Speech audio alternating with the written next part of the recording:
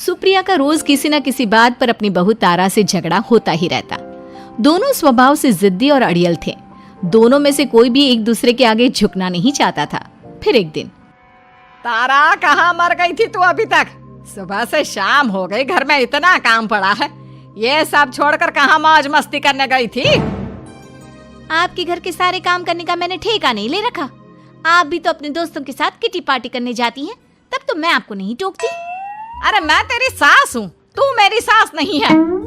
सास है तो क्या मुझे चैन की सांस नहीं लेने देंगी आप? बहुत जबान चलने लगी है तेरी आजकल।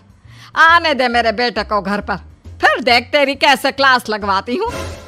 आपके पास और काम ही क्या है? बाहर पड़ोसियों से मेरी बुराई करना और घर में पति से। हाँ तो अब तेरा काम भी तो ऐसे ही होते हैं ना। तारीफ के लायक कोई भी काम किया है तूने आज तक? बस जुबान चलवा लो, कैंची से भी तेज चलती रहती है।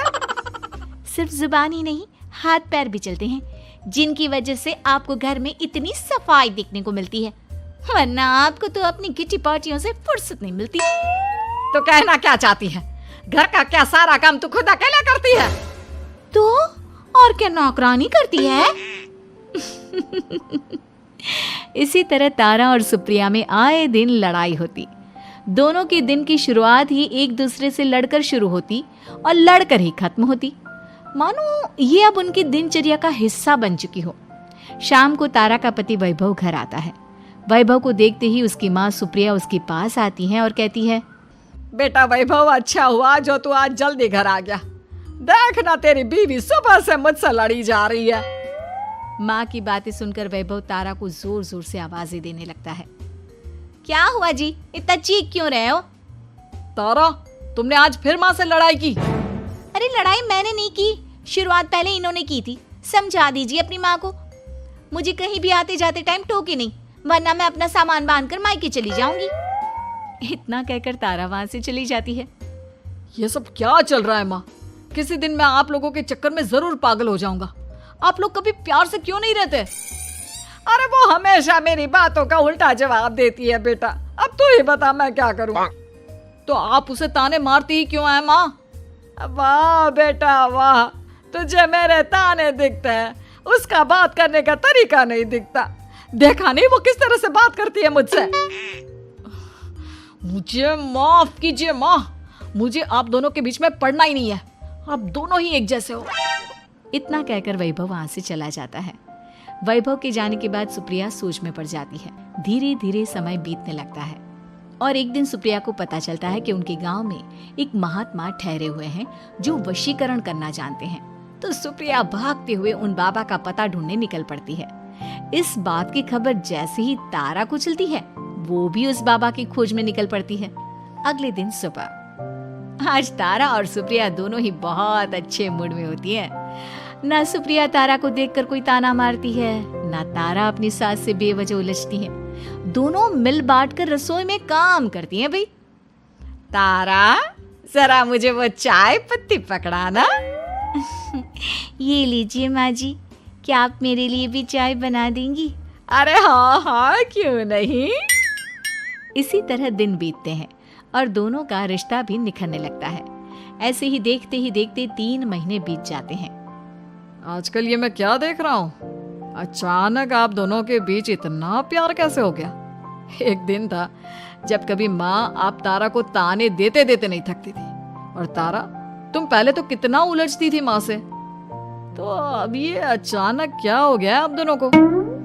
अरे यह सब तो एक बाबा का कमाल है, जिसने मुझे ये ताबीज दिया था।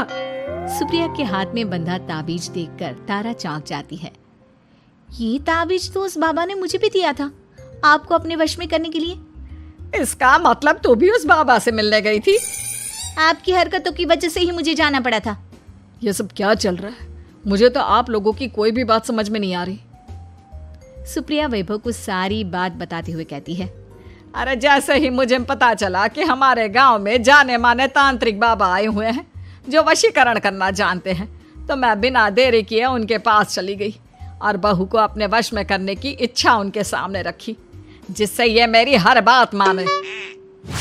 बाबा, मैं अपनी बहू से बहुत दुखी हो चुकी हूँ। वो मेरी एक बात नहीं मानती। आप कुछ ऐसा कीजिए बाबा जिससे मेरी बहू मेरी हर बात मानने लगे। पहले आप मुझे अच्छे से बताइए, आपको अपनी बहू से आखिर परेशानी क्या है? बाबा वो मुझसे कभी प्यार से बात नहीं करती। मैं उसे एक बात सुनाती हूँ तो वो पलट कर 4 बातें सुनाती है। आप कुछ ऐसा कीजिए ना जिससे मेरी बहू सारी बातें मानने लगे। बाबा सुप्रिया की बातों को ध्यान से सुनते हैं और उसके बाद सुप्रिया को एक काले रंग का ताबीज देते हुए कहते हैं, ये ताबीज तुम्हें अपने गले में पहनना है और जब तक मैं ना कहूँ तब तक इसे उतारना मत। तो क्या इस ताबीज की मदद से मेरी बहू मेरे वश में हो जाएगी? सिर्फ वश में ही नहीं, इस ताबीज के कारण तुम्हारी बहू तुम्हारे आगे पीछे भी घूमने लगेगी। लेकिन बस तुम्हें कुछ काम करने होंगे। कैसा काम बाबा जी? तुम्हें अपनी जुबान पर काबू रखना होगा। उससे जो भी काम करवाना हो हमेशा प्यार से बात करनी होगी। धीरे धीरे वो तुम्हारी मुट्ठी में आ जाएगी। अरे ठीक है बाबा जी, जैसा आप कहेंगे ठीक मैं वैसा ही करूंगी। तारा ये सब सुनकर चौंक जाती है। ऐसा ही कुछ तो मेरे साथ भी हुआ था जब मैं उस बाबा से मिलने गई थी। बाबा जी, मैं अपनी सास से बहुत तंग आ चुकी हूँ। वो हर रोज किसी न किसी बहाने मुझसे लड़ती रहती हैं।